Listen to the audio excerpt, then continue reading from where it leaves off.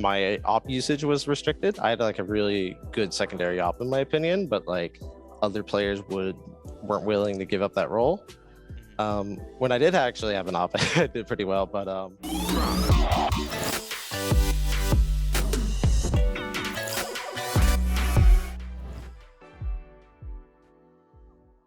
sorry.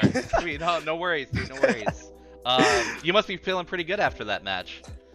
Yeah, I mean, it's always fun winning, right? So Yeah, but good stuff. wasn't like this is gonna sound toxic, but it wasn't like a super like close one. At least on the second map, you know, it's kind of like you don't have to stress out or anything like that, you know. So you know, Yeah. we'll take it. It's a nice casual walk into playoffs then. Yes, sir. Yeah, awesome. All right, so we'll just kind of get started here. You've kind of like come onto the Valorant scene and like really made a statement, you know, as like a player. A lot of people have you in their top 5 for like just players overall. What's that like for you? Is it vindication coming from CS and like bouncing around the tier 2 scene? In some ways, yes. I think for me, more than anything, it's just kind of it's somewhat like motivation because I think like after CS, I think I got like a little bit unlucky and there's a few things that I wanted to like change. Although like in Counter-Strike it was kind of hard to do that because like once you establish yourself as like you know, let's just say like you do really well then have like really bad performances or something like that, it's really hard to like I guess like grind the way back to the top. So I think like coming to this game and not making the same mistakes that I made in CS and like really trying to like work on myself, mentality, and like everything, I think that's, you know, paid dividends. So yeah, that's good. You were kind of known a little bit in CS, like you kind of alluded to it a little bit there. You're known for your toxicity in CS. Like, yeah. How is that? Like, what have you changed to like kind of, you know, get your outlook better? What have I changed? So there's a few different things. I think in like Counter-Strike, one of my issues was like I never really got into a like comfortable role with like a lot of teams. With a lot of my teams, even more specifically like complexity, kind of the mentality was, okay, you go in, we'll trade off you, you know. So I was like kind of thrown in as like some bait. My op usage was restricted. I had like a really good secondary op in my opinion, but like other players weren't willing to give up that role. When I did actually have an op, I did pretty well, but and even that and just dealing with like, you know, maybe like mental things. I had like a really bad issue with like depression for like a little bit, and just like I was in like I guess like also somewhat of a toxic household. So being able to come over like here, fixing all the external issues, whether that be like mentally or like household or environment, and also being able to get like my roles, it's really benefited me, I think. Yeah, it's just, you know, stuff like that. I would say more than anything, it's just, yeah. Yeah, good stuff, dude. You know, you guys are kind of in a race for VCT points with 100 Thieves to kind of like close out that champion slot. If you don't win here at Berlin, like what do you think your chances are of getting that slot, of getting to champions? Are you saying if we were to like, hypothetically speaking, they place ahead of us and we had to play like last chance qualifier? Yeah, hypothetically speaking. I mean, we probably win it. Yeah. not to like you know, be egotistical or anything like that, but historically we have like really good matchups with like all the other teams. Like at least in my eyes right now, the top 3 of like NA, there's like a barrier. So it's like us 3, like Sentinels, 100 Thieves, MB, in no particular order, and then you have like Exit and maybe like some of the TSM guys, but like the rest of that, there's like a big difference, I think, between like the top 3 in terms of like, you know, consistency and just games and, you know, that sort of thing. That makes sense. Yeah. Did anybody in your group at this event surprise you? I would say Vivo Key did. Vivo Key, they showed up with like, you know, a lot of passion to play.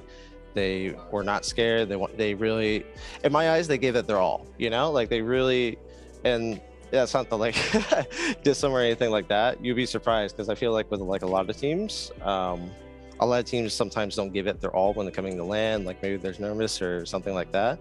But like with the Vivo guys, they really tried hard, and they weren't going to go down without a fight. And so I'm, praise to them. It was a tough series. Good stuff. Okay.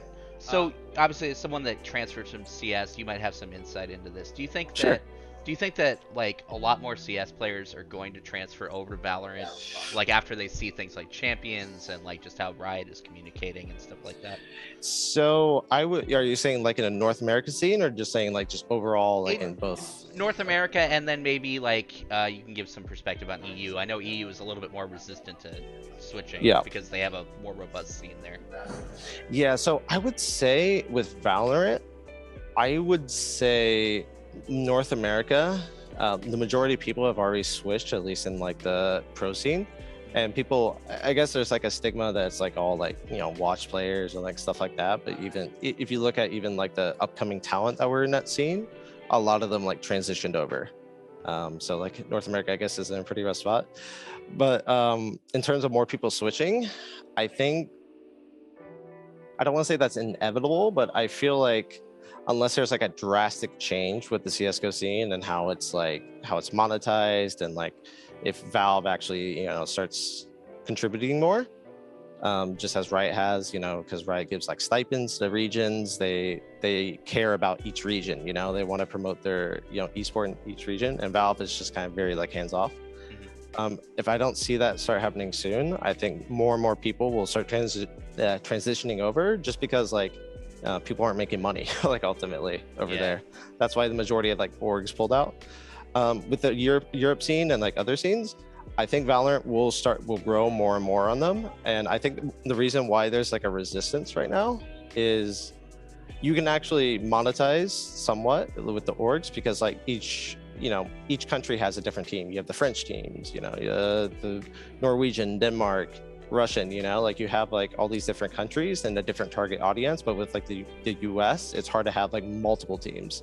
But I think eventually it will probably go the way of Valorant, just because sorry for the long answer, but no, it's okay. But with like Riot, for example, they're actually profitable. If you look at I forget, what is it, LCQ or whatever whatever the League of Legends form is, it's one of the very, it's profitable for like the orgs and everyone. It's turning a profit, and like that's hard to find in esports. Like many people are just running on like venture capitalists, funds basically. So anyway, sorry. Apologize for the. Oh no, believe me, that was a great answer. I love it. You mentioned the perception that CS fans have of CS pros moving to Valorant and them being considered washed. What is your response to that? You look at like a lot of the players who like transitioned over, and like they were, I guess, like if you want to consider them like tier 2 or tier 3, but like at the same time, I mean, it's kind of like, why would tier 1 pros transition over if they're like still like doing really well in Counter-Strike? There's not really like an incentive. But I mean, the main part is with like the whole wash part and like stuff like that, it's different for everyone. I think Valorant like gives another opportunity to different people, and like whether they were bound by like roles, or like maybe they weren't on like the right team, or like it could be like a number of different things. And now that they have another opportunity to shine, they can reinvent themselves to like a certain extent.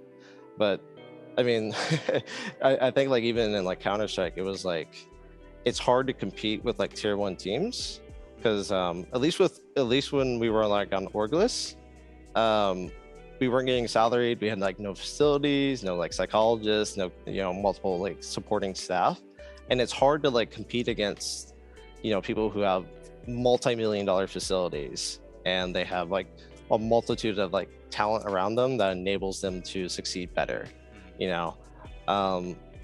and ultimately, like if someone were to succeed on your team, they get poached. So it's like it's kind of like a situation in which like there's not really any good teams rising up to compete against like the current tier 1 team. So it's just like, I don't know. I don't know if you could consider like people who moved over like washed in some sense. So it's kind of like a haves versus have-nots kind of situation. Yeah. It's just a situation in which like you know, the people who would consider washed, I mean, like, it's a team game after all, and if you don't have like the right pieces, you don't have like maybe like a good IGL, good opper, like it's hard to compete against those better teams, really, just who have just infinite more resources. Is it possible? Sure, but it's not easy, you know. It's a little bit of luck involved too in finding the right people. So what would you say in closing to the other teams qualifying for playoffs, and like just what's your outlook on the rest of the event?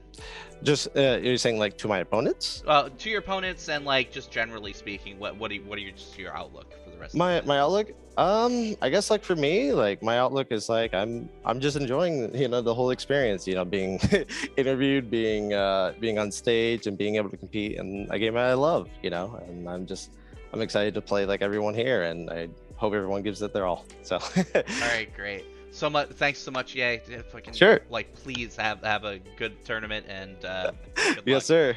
Good luck, Thank you dude. so much, Dustin. Thank you so much. All right. Have a good one, dude.